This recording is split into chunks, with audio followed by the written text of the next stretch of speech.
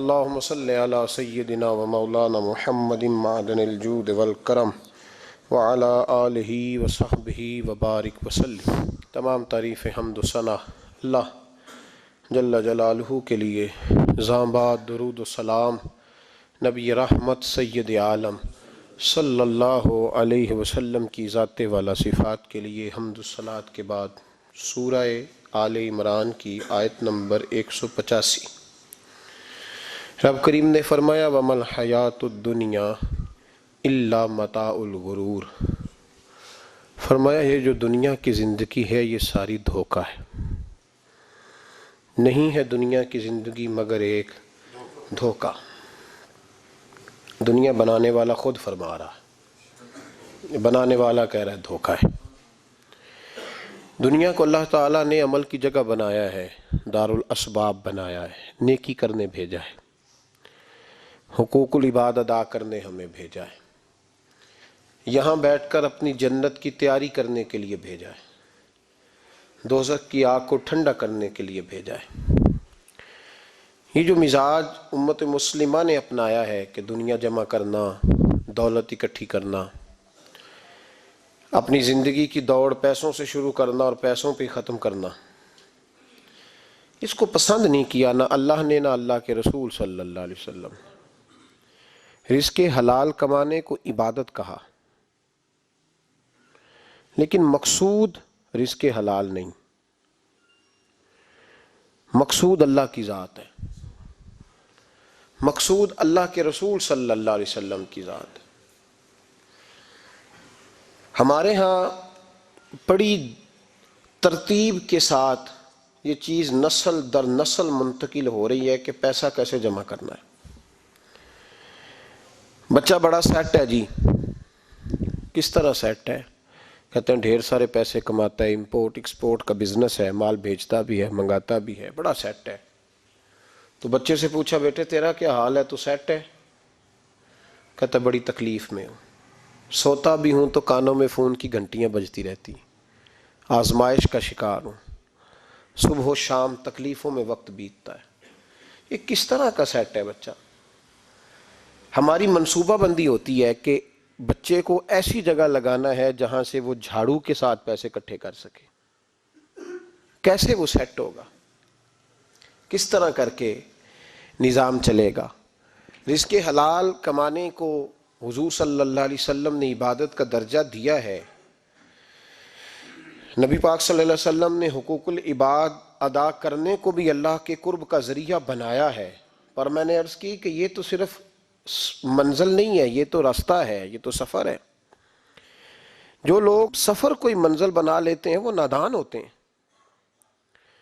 نبی کریم سید عالم صلی اللہ علیہ وسلم کی خدمت میں عرض کیا گیا کہ یا رسول اللہ صلی اللہ علیہ وسلم کچھ لوگ کہتے ہیں ہم شادی نہیں کریں گے، گھر نہیں بسائیں گے، بچے نہیں پیدا کریں گے، ہم صرف عبادت کریں گے، دن کو روزہ رکھیں گے، رات کو نفل پڑھیں گے، کوئی نکاح نہیں کریں گے، کچھ نہیں کریں گے۔ تو نبی پاک صلی اللہ علیہ وسلم نے فرمایا ان سے کہو کہ تمہارے لیے بہترین زندگی وہ ہے جو میں نے تمہارے سامنے گزاری ہے۔ میں آرام بھی کرتا ہوں، نکاح بھی کرتا ہوں، عورتوں کا حق بھی ادا کرتا ہوں، میں اپنے بچوں کی دیکھ بھال بھی کرتا ہوں۔ فرمایا تم پر تمہارے خدا کا اگر حق ہے تو تمہارے نفس کا بھی تم پر حق ہے، تمہاری آنکھ کا بھی حق ہے، وہ آرام کرنا چاہتی ہے۔ یہ ساری ترتیب ہمیں نبی پاک صلی اللہ علیہ وسلم نے دی، لیکن ہمیں فرمایا کہ مقصود تمہارا خدا ہے، مقصود تمہارے رب کی رضا ہے، تمہارے نبی پاک علیہ السلام کی غلامی تمہاری منزل ہے۔ اتنا لمبا چوڑا معاملہ جو فقط دنیا کا ہم نے بنا لیا ہے، اور پھر اس دنیا اصل جو محبت ہے نا، وہ بیس جو ہے وہ دولت کی محبت ہے، رشتے دولت کے، ناطے دولت کے، تعلقات دولت کے، سلام دعا دولت کی۔ میرے محبوب علیہ الصلوۃ والسلام نے فرمایا حب الدنیا رأسۃ کل خطیئہ، یہ جو دنیا کی محبت ہے نا یہ ہر گناہ کی جڑ ہے۔ جب انسان دنیا کی دولت سے پیار کرنے لگ جاتا ہے پھر وہ قتل بھی کرتا ہے، پھر وہ ظلم بھی کرتا ہے، پھر وہ زیادتی بھی کرتا ہے، پھر وہ حرام بھی کھاتا ہے، پھر وہ یتیم کو بھی لوٹتا ہے، پھر بیوہ کا مال کھانا بھی اسے پریشان نہیں کرتا، پھر کروڑوں روپیہ ہضم کر لیتا ہے، لکڑ پتھر ہر چیز اس کو ہضم ہونے لگتی ہے۔ اصل بات یہ ہے کہ اسے محبت دنیا کی دولت سے ہو گئی ہے۔ ایک بزرگ کے پاس ایک نوجوان آیا، اس نے کہا حضرت جی میرا نماز میں دل نہیں لگتا۔ تو بزرگ فرمانے لگے تیرا مسئلہ اصل یہ نہیں، تیرا مسئلہ اور ہے۔ نے کہا حضور سمجھا دیں۔ تو وہ فرمانے لگے کچھ بندے ایسے ہیں جو تمہیں ٹیلی فون کرتے ہیں اور تم ان کا فون نہیں اٹھاتے، اور کچھ ایسے ہیں جن کو تم دن میں خود 3 دفعہ فون کر کے حال پوچھتے ہو۔ حضور کیا مطلب؟ فرمانے لگے جس سے پیار نہیں نا، اس سے اظہار بیزاری ہے تو اس کا فون بجتا رہے تو کہتے ہیں میں تھا نہیں، میں موجود نہیں تھا، فون چارجنگ پہ تھا، گھر چھوڑ گیا تھا، بہانہ ہے۔ اور جس سے محبت ہے اس کو ٹیلی فون کر کے کہتے ہیں آپ پریشان تو نہیں ہوتے؟ بس میرا سلام لینے کو دل کر رہا تھا۔ فرمانے لگے کہ تیرا اصل مسئلہ یہ ہے کہ تو نے محبت نہیں کی اللہ رسول سے۔ اگر تیرا خدا رسول سے پیار ہوتا تو یہ جملہ کیسے آتا کہ نماز کو دل نہیں کرتا؟ پھر تو تیرا تہجد کو بھی دل کرتا، پھر تو تیرا ہر وقت قرآن پاک سینے سے چمٹائے رکھنے کو دل کرتا، اس لیے کہ تیرا مقصود اللہ کی ذات ہوتی۔ چونکہ مقصود دنیا داری ہے، مقصود دولت بنا لیا معاذ اللہ، مقصود ایک رنگ بنا لیا ہے، اس کا نقصان قوم اٹھا رہی ہے۔ نقصان رشتوں میں، نعتوں میں حسن نہیں رہا، پیار نہیں رہا، ترتیب نہیں رہی۔ ایک ناروے سے دوست نے فون کیا، مجھے کہنے لگے آپ بڑی تقریریں کرتے ہیں، کوئی ہمارے حق میں بھی کر دو۔ تو میں نے کہا کہ آپ کو کیا ہے؟ کہنے لگے آپ پردیسیوں کی مجبوریاں نہیں سمجھتے۔ میں نے کہا کیا ہوا؟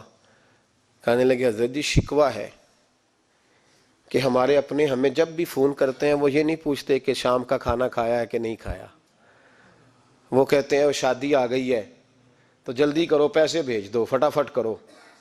کہتے ہیں کبھی کسی نے ہم سے ہمارا حال ہی نہیں پوچھا، کبھی کسی نے یہ غور ہی نہیں کیا کہ وہ پردیس میں گیا ہے اور انشاءاللہ پردیسی کوئی بھی نہ تھی وے ککھ جنا تو پارے تاڑی مار اڑانا باہو اسی آپ پہ ہی اڈن ہارے۔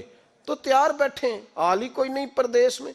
یہاں حال یہ ہے کہ جو فون کرتا ہے، ایک بزرگ کہنے لگے کہ 22-23 سال دیے ہیں پردیس کو، تو اپنی ہی بیوی کو فون کیا ہے کہ اب نہیں ہوتا، گھٹنوں میں درد رہتا ہے، کمر کمزور ہو گئی ہے، اب میرا دل کرتا ہے گھر آؤں اور میں اپنے گھر میں بیٹھ کے بچوں کے بیچ بیٹھ کے روٹی کھاؤں، اعصاب کمزور ہو گئے ہیں، دل کی دھڑکن تیز رہتی، پتہ نہیں کب وقت آ جائے۔ تو کہتے ہیں میری بیوی جسے میرے دکھ سکھ کا ساتھی ہونا چاہیے، وہ کہتی ہے چلیں 3-4 سال اور لگا لیں پھر آ جانا۔ وہ بھائی کیا اس شخص کے ساتھ کیا تعلق ہے؟ اس کا بھائی اسے فون کرتا ہے تو کہتا ہے میں پیسے دے دوں گا، جب آؤ نا تو ایک موبائل ضرور لے آنا۔ اس کو لوگ فون کرتے ہیں، رابطہ کرتے ہیں کہ جناب وہ ایک چھوٹی سی چیز، وہ میں پیسے دے دوں گا، تو پیسے دینے ہیں تو یہاں سے کون سی چیز نہیں ملتی؟ صرف فرمائشیں، لوگوں کے ساتھ تعلق صرف جیب کا، رشتہ صرف جو ہے وہ تعلق صرف اس چیز کا کہ وہ آدمی ایک ATM مشین ہے تو فٹافٹ کارڈ ڈالو تاکہ آپ کے حصے کے پیسے نکل آئیں۔ یہ مزاج اس نے نقصان کیا ہے، دراڑیں پڑ گئی ہیں، حالات بگڑ گئے ہیں۔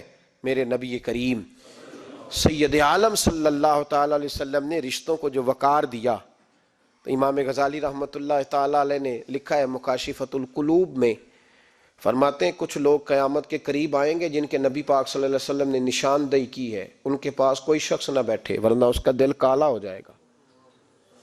کہا حضور وہ کون سے؟ تو فرمانے لگے نبی پاک نے کچھ لوگ بتائے ہیں، ان کے پاس نہیں بیٹھنا۔ کون سے؟ مصطفیٰ کریم نے فرمایا یحبون الدنیا وینسون الآخرہ، جو دنیا کو سے پیار کرنے لگے اور آخرت کو بھول جائیں۔ امام صاحب فرماتے ہیں ان سے دور رہنا، دل کالا ہو جائے گا۔ یحبون المال وینسون الحساب، وہ جو نبی پاک نے فرمایا نا کچھ لوگ آئیں گے جو مال سے تو پیار کریں گے پر اس کے حساب کو بھول جائیں گے، ان سے بچنا۔ فرمایا یحبون القصور وینسون المقبرہ، جو مکانوں سے تو پیار کریں گے پر اپنی قبروں کو بھول جائیں گے۔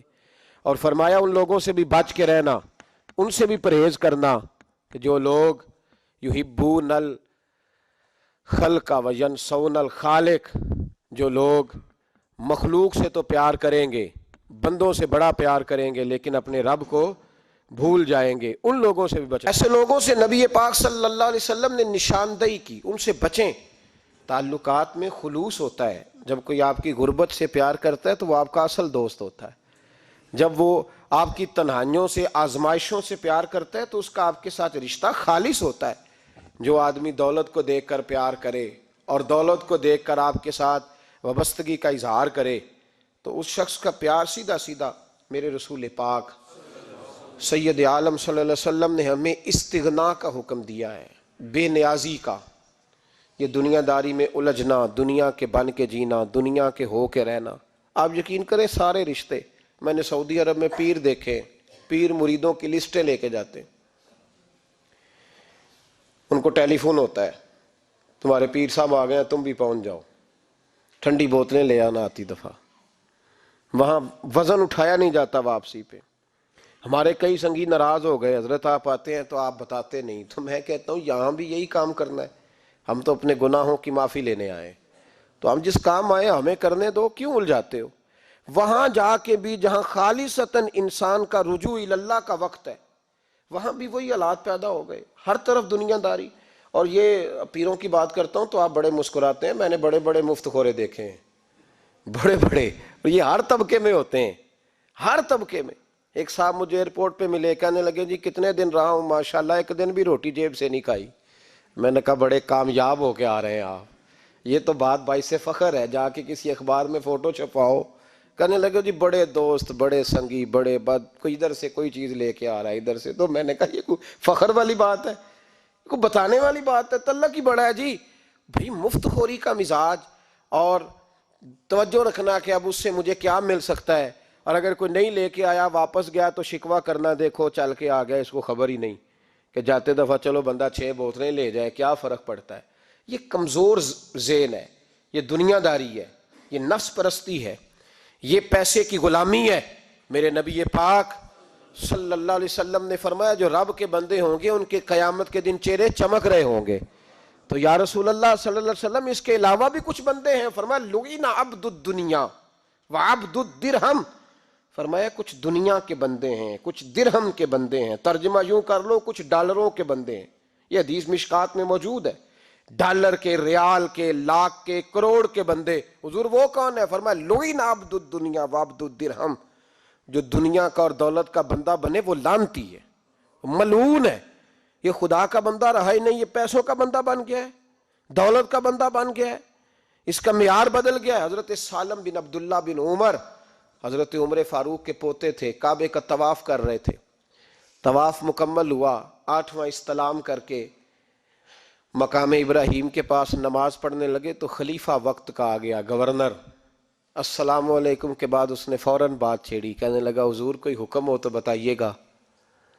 تو آپ کہنے لگے تو بڑا ہی بیوقوف ہے یار، تجھے کس نے گورنر بنایا؟ بڑا تو بیوقوف ہے، تجھے تو سلیقہ ہی نہیں بات کرنے کا. حضور کیا ہوا؟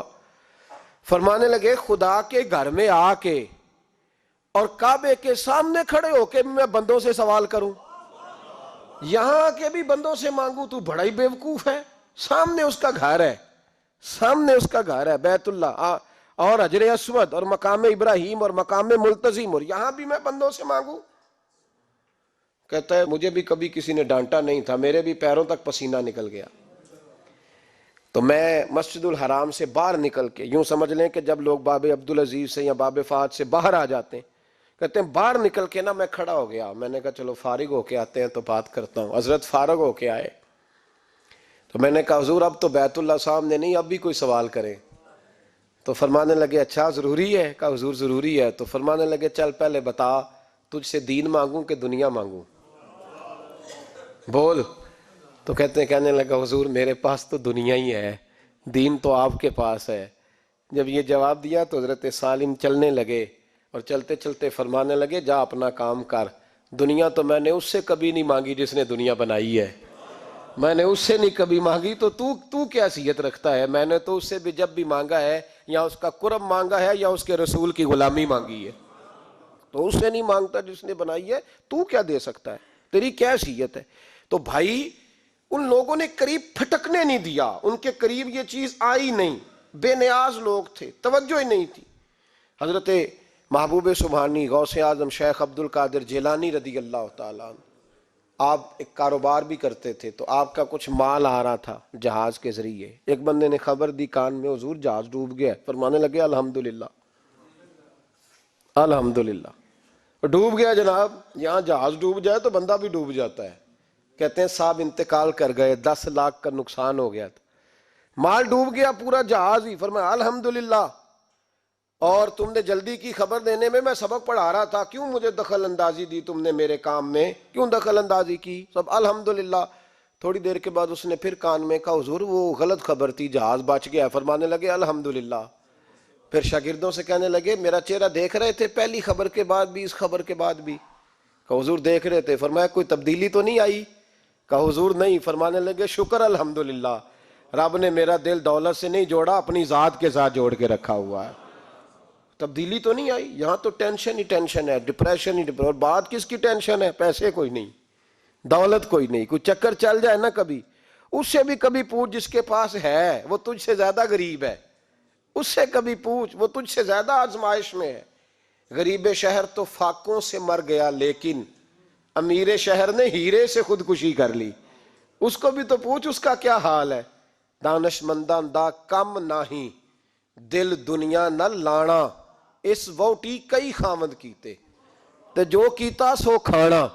یہ تو کام ہے اس کا، بڑے آئے بڑے چلے گئے، بڑے آئے بڑے نکل گئے، توجہ ہی نہیں، مزاج ہی نہیں۔ حضرت مولا علی شیر خدا، علی المرتضی، امام الاولیاء، صاحب صدق و صفا، داماد مصطفیٰ صلی اللہ علیہ وسلم، اسد اللہ، حضرت علی شیر خدا رضی اللہ تعالیٰ عنہ کوفے کے چوک میں کھڑے تھے تو کہہ رہے تھے یار میری نا طامت پرانی ہو گئی ہے، یہ میں نے زرہ بیچنی ہے، کوئی بندہ مجھ سے خرید لو تاکہ میں نئی طامت لے لوں۔ تو ایک بندہ کان میں کہنے لگا حضور طامت کے پیسے بھی نہیں؟ فرمانے لگے پیسوں کو چھوڑ، علی کا سینہ دیکھ، اللہ نے ایمان کی دولت سے بھرا ہوا ہے۔ پیسے اہمیت نہیں رکھتے، ان کی وہ اہمیت نہیں جو دنیا نے بنا لی ہے۔ فرمایا ضرورت نہیں تھی، اب ذرا احساس ہوا ہے کہ زیادہ ہی پھٹ گیا ہے، پردہ نہیں صحیح طرح پورا کرتا، تو میں نے کہا چلو زرہ بیچ کے نیا لے لیں۔ ضرورت نہیں، مزاج نہیں، طبیعت نہیں، انہوں نے ماحول نہیں بنایا۔ ہمارے تو حد ہو گئی، اتنا بری حالت ہے کہ ناقابل برداشت۔ حضرت عمر فاروق رضی اللہ تعالیٰ عنہ صحابہ نے مسجد نبوی میں بیٹھ کے میٹنگ کی۔ عمر کی تنخواہ بڑی تھوڑی ہے مال غنیمت میں سے، اب تو عمر کے پوتے بھی ہیں، نواسے بھی ہیں، رشتہ داریاں بھی ہیں، تعلق بڑھ گئے ہیں، اور عمر فاروق بوڑھے بھی ہو گئے۔ میٹنگ ہوئی مسجد میں، اس طرح کریں کہ عمر کا کچھ تھوڑا سا نا مشاعرہ، کچھ تنخواہ، کچھ خدمت، کچھ وظیفہ بڑھا دیں۔ بات طے ہو گئی، جب مکمل ہو گئی تو کہنے لگے یہ بتاؤ شیر سے بات کس نے کرنی ہے؟ ادھر جائے گا کون؟ پہلے اس کا نام تو بتاؤ، وہاں جائے گا کون؟ تو انہوں نے کہا یہ تو ہم نے سوچا ہی نہیں، بات تو بڑی تگڑی ہے، عمر سے کون بات کرے گا؟ یہاں جتنا مرضی تگڑا پیر ہو، آپ نذرانہ لے کے جائیں، مسئلہ ہی کوئی نہیں، کبھی کسی کو کہنا پڑا ہے؟ تو کہتے ہیں جناب کون بات کرے گا؟ تو ایک صحابی کہنے لگے کہ حضرت عمر رضی اللہ تعالیٰ عنہ کی جو صاحبزادی ہیں نا حضرت حفصہ رضی اللہ تعالیٰ عنہ، وہ ام المومنین بھی ہیں، حضور علیہ السلام کی زوجہ ہیں، مومنوں کی ماں ہیں، ان سے کہتے ہیں، اور ان کے والد بھی ہیں۔ تو حضرت حفصہ سے کہا تو جناب حفصہ چل کے گئیں حضرت عمر کے پاس، جا کے کہا ابا جی ایک بات کرنی تھی۔ انہوں نے کہا بیٹے کرو، تو ان کو بھی پتا تھا نا جاہو جلال کا۔ کہنے لگے ابا جی مسجد نبوی میں صحابہ کی میٹنگ ہوئی ہے، ایک ہی محلے میں ایک ہی شہر میں لوگ رہتے ہیں تو ایک دوسروں کی خرچوں کا ضروریات کا پتہ ہے۔ کہتی ہے میں نے پس منظر سارا کر کے بات کی، میں نے کہا سب کو پتہ ہے کہ آپ کے خرچے بڑے بڑھ گئے ہیں، تو مجھے نا انہوں نے حضور کی زوجہ سمجھ کے، قابل احترام سمجھ کے میری ذمہ لگایا ہے کہ تھوڑے سے پیسے آپ کے بڑھانے ہیں۔ تو حضرت عمر فاروق رضی اللہ تعالیٰ عنہ کی صاحبزادی کہتے ہیں عمر کو اتنا جلال آیا کہ اٹھ کے کھڑے ہو گئے، کہنے لگے حفصہ ان لوگوں کے نام بتا، میں انہیں دروں سے ماروں گا، اور اس طرح ماروں گا کہ ان کی کمر پہ نشان پڑیں، ان کی کمروں پہ نشان پڑیں، اس انداز میں درے ماروں گا کہ مجھے زخم نظر آئیں۔ کہا ابا جی اتنا جلال کس بات کا، سادی سی بات ہے۔ تو سیدنا عمر فاروق رو پڑے، کہنے لگے سادی سی بات ہے، میرے لیے مسجد نبی میں بیٹھ کے میٹنگ ہوتی رہی کہ عمر کو دولت دینی ہے. لوگوں نے یہ مجھے سمجھ لیا ہے, مسجد نبی میں بیٹھ کر میرے لیے یہ میٹنگ ہوتی رہی کہ عمر کو پیسے دینے ہیں, اس کو دولت کے ساتھ ہم نے نواز رہے. مسجد نبی میں میرے لیے کس کو یہ جرت ہوئی؟ فرمایا حفصہ کاش کہ تو میرے پاس پیغام لے کے نہ آتی, کوئی اور آتا اور پھر میں اسے دروں سے مارتا. حضرت حفصہ کہتی ہے میں خاموش ہوئی تو میری طرف دیکھ کے فرمانے لگے بتا نا, تو نبی پاک کے گھر میں رہتی تھی, میرے مصطفیٰ کا طریقہ کیا تھا, کرنا بات اس طریقے پہ میرے ساتھ گفتگو کر. تو حضرت حفصہ کہتی میں رو پڑی.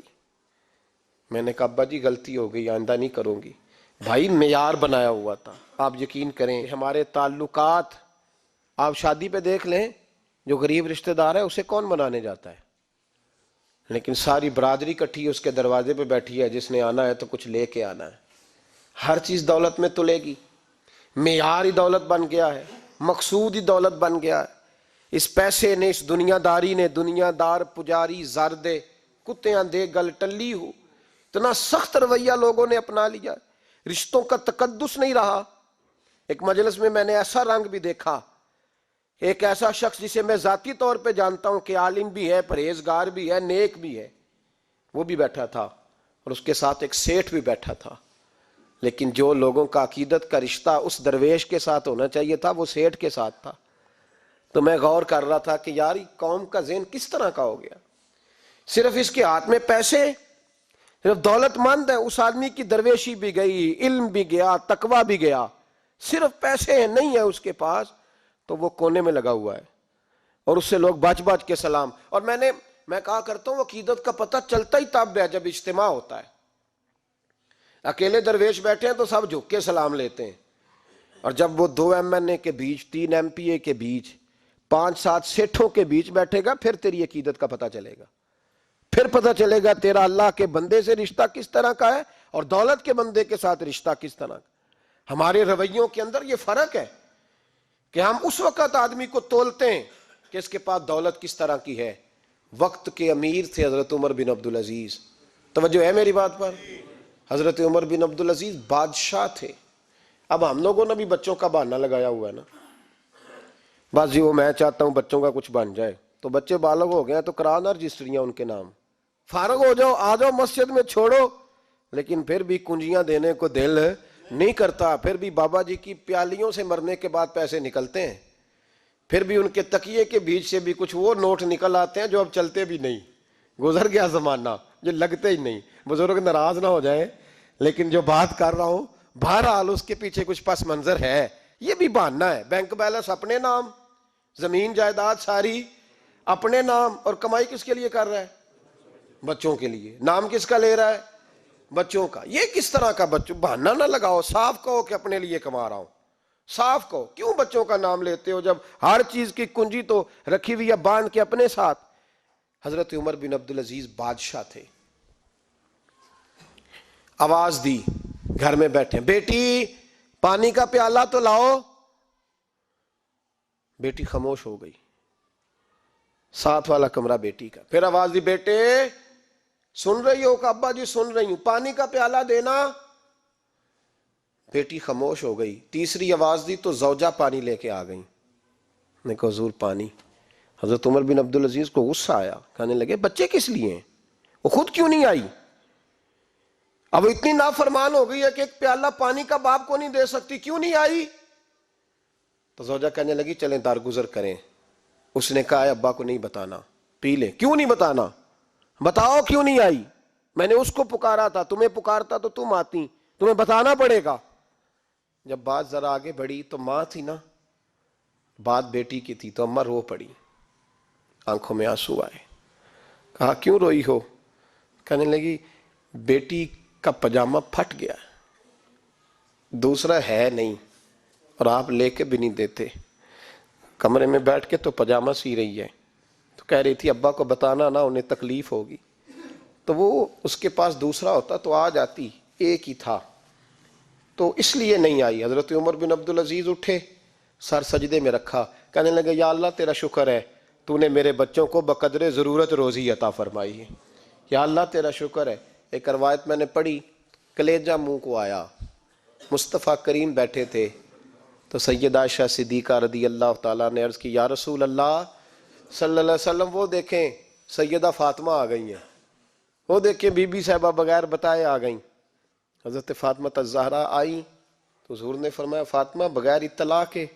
حضور چھوٹا سا کام تھا۔ کیسے آئی ہو؟ تو بی بی صاحبہ نے نا عورتوں کا پلو ہوتا ہے نا چادر کا، پلو کھولا تو ایک روٹی بندھی ہوئی تھی، ایک روٹی چادر میں، یہاں لوگ زیور باندھتے ہیں دولت باندھتے ہیں، ایک روٹی حضرت فاطمہ نے پلو میں باندھی، کھول کے پیش کی۔ کہا بیٹے یہ کیا ہے؟ کہ ابا جی کئی دنوں سے گھر میں روٹی نہیں پکی تھی، آج علی کچھ جون لائے تھے پیسے ہیں، چند روٹیاں بنی ہیں، تو بچوں نے تو کھا لی ہے، تو میرے سامنے بھی ایک روٹی آئی تھی، میں نے لقمہ توڑا ہے تو مجھے خیال آیا پتہ نہیں مصطفیٰ نے کھایا ہے کہ نہیں کھایا، پتہ نہیں حضور نے روٹی کھائی ہے کہ نہیں، میں لے کے حاضر ہو گئی ہوں، مہربانی فرمائیں۔ تو فرمایا بیٹے بیٹھ جا۔ حضرت فاطمہ بھی بیٹھ گئیں، سیدہ عائشہ کہتی ہیں حضور بھی بیٹھ گئے۔ فرمایا فاطمہ کتنے دنوں سے نہیں کھایا؟ عرض کی حضور 3 دن سے۔ فرمایا بیٹے میں نے 5 دن سے نہیں کھایا، آ جا۔ دونوں باپ بیٹی مل کے کھاتے ہیں، روٹی 2 حصوں میں حضور نے بانٹی، فرمایا چل آدھی تو کھا آدھی میں کھاتا ہوں۔ حضرت فاطمہ نے لقمہ توڑ کے منہ میں رکھا تو رو پڑی، حضور 5 دن سے نہیں کھائی۔ فرمایا بیٹے چپ کر، ہمارا دنیا سے کیا تعلق، ایک پل رہ گیا ہے، بس اللہ پھر جنت کی ساری نعمتیں عطا فرما، رونے والی بات ہی نہیں ہے اس میں، بس ہمارا کیا تعلق، ایک پل ہے، پھر مالک بڑا کچھ عطا کرے گا۔ او بھائی جو کائنات کے مالک و مختار تھے، جو ابرو کا اشارہ کریں تو حضرت جبریل جنت کی نعمتیں لے کے آ جائیں، انہوں نے تو دنیا کی جانب توجہ ہی نہیں کی، ان کا تو خیال ہی نہیں آیا، دنیا ہی دنیا، دولت ہی دولت، ہر آدمی دولت کے ترازو میں تلنے لگا ہے۔ اب تو کلیجہ پھٹتا ہے، اب تو لوگ پوچھتے ہیں، اور میں کبھی کبھی بڑا مجبور ہوتا ہوں، آزمائش میں آ جاتا ہوں، لوگ کہتے ہیں جناب آپ سے کچھ قرآن کی آیات سننی ہے، آپ کتنے پیسے لیں گے؟ کچھ حدیثیں سننی ہیں، کیا اس کا معاوضہ ہوگا؟ آپ سے اس نبی کا نام سننا ہے جس کا آپ کھاتے ہیں، جس کے نام پر آپ نے عزتیں لی ہیں، ان کا نام سننا ہے، آپ کا ریٹ کتنا ہے، آپ کتنے میں بیچیں گے؟ وہ نعت جو غذا ہے وہ کتنے میں بکے گی؟ جب دنیا داری کا یہ حشر ہو جائے کہ وہ رسول اگر ان کا نام نہ رہے تو ہماری سانسیں ہی نہ چلیں، ان کا نام بھی جب اس طرح کمرشل کر کے لیا جائے اور اس طرح وہ چیزیں بھی ریٹ میں آ جائیں تو بھائی اس سے بڑی اور دنیا داری کیا ہوگی؟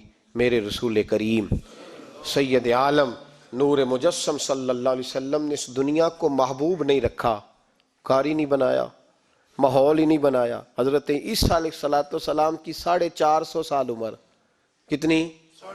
4.5 نہیں، میں نے کہا 450 سال حضرت عیسیٰ نے شادی نہیں کی، گھر ہی نہیں بنایا، ایک پیالہ ہوتا تھا پانی پینے کا، ایک تکیہ ہوتا تھا۔ ایک دن ایک بندے کو دیکھا کہ وہ بازو کا تکیہ بنا کے سو رہا ہے تو حضرت عیسیٰ نے وہ تکیہ بھی خیرات کر دیا، کہنے لگے اس کے بغیر بھی کام چل جائے گا۔ ایک پیالہ تھا پانی پینے کا، ایک دن دیکھا ایک آدمی چلو میں پانی پی رہا تو وہ پیالہ بھی اللہ کے راستے میں دے دیا، کہنے لگے اس کے بغیر بھی کام چلتا ہے۔ کسی نے کہا نکاح کیوں نہیں کرتے، گھر کیوں نہیں بساتے؟ تو فرمانے لگے 450 سال تو عمر ہے، اللہ کو راضی کروں کہ گھر بساؤں، سجدے کروں یا میں دنیا داری کروں؟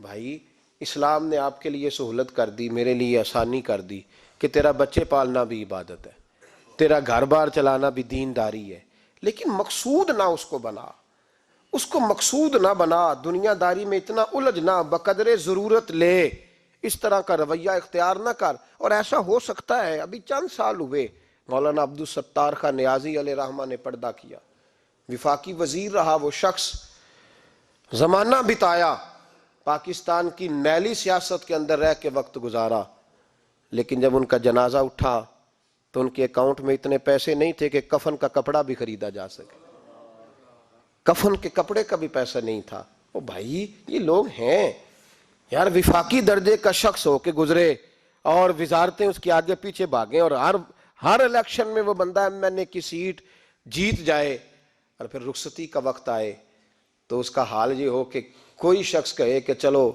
250 اکاؤنٹ سے نکلا ہے تو باقی مجھ سے لے لو تاکہ کفن کا بندوبست ہو سکے، اس کا مطلب ہے کہ آج بھی یہ رنگ ہوتا ہے۔ اور وہ پگڑی تگڑی باندھتے تھے، سوٹ اعلیٰ پہنتے تھے، تو لوگ کہتے تھے یہ کیوں کرتے ہو؟ فرماتے میں مصطفیٰ کا فقیر ہوں، لوگ تو نہ مجھے فقیر سمجھے، ایسا تو نہ ہو دنیا دینے لگ جائے کہ حضرت کے پاس پہننے کو کپڑا نہیں تو چلو کچھ دو، میں اپنے پردے اپنے اللہ کے ساتھ رکھنا چاہتا ہوں۔ بھائیو، ان لوگوں نے وقار کے ساتھ وقت گزارا۔ اس انداز سے تھوڑا باہر آؤ۔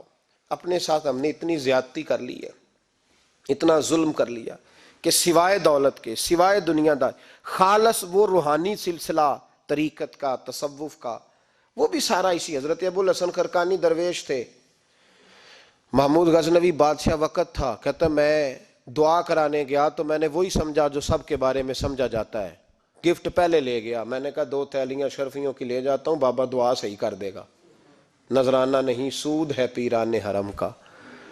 تو کہتے ہیں 2 اشرفیوں کی تھیلیاں پہلے لے گیا کہ رکھوں گا تو بابا میرے حق میں نرم ہو جائے گا۔ میں نے وہ اب ذہن یہ بنا کے گیا تھا، حضرت اب کیا کر رہے ہیں؟ جمعے کا دن تھا تو کچھ سالکین طریقت مریدین جھاڑو لگا رہے تھے، تو سر میں کھجلی ہوئی تو پگڑی اتار کے ایک مرید سے کہنے لگے دیکھ کہیں جمعے تو نہیں پڑ گئی؟ تو ایک جمعے دیکھ رہا ہے، وہ کہتا ہے میں جمعے دیکھ رہا تھا، حضرت نے سر جھکایا ہوا تھا تو محمود غزنوی داخل ہو گیا، تو جو جمعے نکالنے والا کہنے لگا او ہو، فرمانے لگے کیا ہوا؟ کہا حضور بادشاہ آ گیا۔ کہنے لگے چھوڑ، بادشاہ تو آتے جاتے رہتے ہیں، میں نے سمجھا تھا کوئی تگڑی سی جوں تیرے ہاتھ لگ گئی ہے، تو نے تو اس طرح کر کے شور مچایا جیسے بڑا کوئی انقلاب، بادشاہ آتے جاتے رہتے، بندہ یہ کیا ہو گیا؟ جوں دیکھ دھیان سے۔ تو محمود کہتا ہے میں تو دنیا دار قسم کا صوفی سمجھ کے آیا، تھیلیاں بھی شرفیوں کی رکھیں، تو بابا جی سے دعا کے لیے کہا میں سومناتھ کے مندر فتح کرنے جا رہا ہوں، دعا کرنا۔ تو بابا جی نے اندر سے کرتا منگایا، کہنے لگے یہ میں نے ابھی اتارا ہے کپڑے بدلنے کے لیے، جب بڑی مشکل پڑ گئی تو کرتا سامنے رکھ کے دعا مانگنا، اللہ اس کے وسیلے سے فتح عطا کر دے گا۔ جو مشکل ہوگی تیری تر دامنی پہ شیخ ہماری نہ جائیے، ہم دامن نہ چھوڑ دے تو فرشتے وضو کریں۔ اور اقبال کہنے لگے نہ تیگ و تیر میں نہ لشکر و سپاہ میں ہے، جو بات مرد کلندر کی بارگاہ میں ہے۔ کو معمولی لوگ ہوتے ہیں۔ اقبال کہنے لگے ید بیضا لیے پھرتے ہیں اپنی آستینوں میں، انہوں نے بغل میں ہاتھ رکھا ہوا ہے، اگر کھول دیں تو اللہ اسی طرح برکات کا فیض عطا کر دے جو حضرت موسیٰ کے ید بیضا کو ملا ہوا۔ کو معمولی لوگ ہوتے ہیں، غبار آلود سمجھ کر حکارت سے نہ دیکھ ان کو، انہی کی ٹھوکروں سے سلطنت بنتی اور بگڑتی ہے۔ یہ تگڑے لوگ وہ علیحدہ بات ہے کہ جڑے محرم راز حقیقت دے، وہ راز حقیقت کھول دے نہیں، یہ جنہ ویکھیا نہیں ہو کرن گلاں، جنہ ویکھ لیا ہو تے بول دے ہی نہیں۔ یہ بات علیحدہ ہے کہ وہ بیان کرنا پسند نہیں کرتے، پردوں میں چھپے رہتے ہیں، ورنہ تو اللہ نے بڑے اعزازات دیے ہوتے ہیں۔ تو محمود کہنے لگا کہ بابا جی نے دعا کی اللہ اگر اس کی نیت صحیح ہے تو اسے کامیابی عطا کرنا، اس کی مدد کرنا۔ مجھے کہنے لگے کچھ کھائے گا؟ میں نے کہا کھانا ہے۔ تو کہنے لگے بادشاہ کے لیے وہ کھانا لانا جو سویرے میں نے کھایا ہے۔ تو میں نے کہا پیروں کا لنگر ہوگا، چھوٹے گوشت کی یخنی میں انہوں نے روٹیاں بریک کر کے ڈالی ہوں گی، حضرت کی صحت ٹھیک نہیں رہتی، گھٹنوں میں درد ہے، تو میں تو یہ سمجھا تھا کہ کوئی دیسی گھی کی چوری آئے گی، لیکن ٹکڑا آیا ایک روٹی کا، آدھا خشک ٹکڑا اور پانی کا پیالہ۔ تو کہتے ہیں میں نے اس کو کاٹ کے نا دانتوں کے ساتھ جب نگلنا چاہا تو یہاں اڑ گیا میرے گلے میں، کبھی اس طرح کا کھانا کھایا ہی نہیں تھا۔ تو کہتے ہیں حضرت نے دونوں شرفیوں کی تھیلیاں اٹھا کے میری طرف پھینکی، کہنے لگے جس طرح ہمارا کھانا تیرے گلے میں اڑ گیا، تیری دولت بھی ہمارے گلے میں اڑ جائے گی، اٹھ اور نکل، اللہ خیر کرے۔ کہتے ہیں میرے دل نے گواہی دی کہ یار یہ عام دنیا دار نہیں، یہ رب کریم کا بندہ ہے۔ کہتے ہیں اب جب میں پہلے انہوں نے کوئی لفٹ ہی نہیں کرائی جب گیا، اب جب میں جانے لگا نا اٹھ کے واپس، تو حضرت اٹھ کے میرا استقبال کیا، مجھے سواری تک چھوڑنے گئے، تو میں نے کہا حضور جب آیا تھا آپ نے منہ ہی نہیں لگایا، اور جب جانے لگا تو اتنا اعزاز۔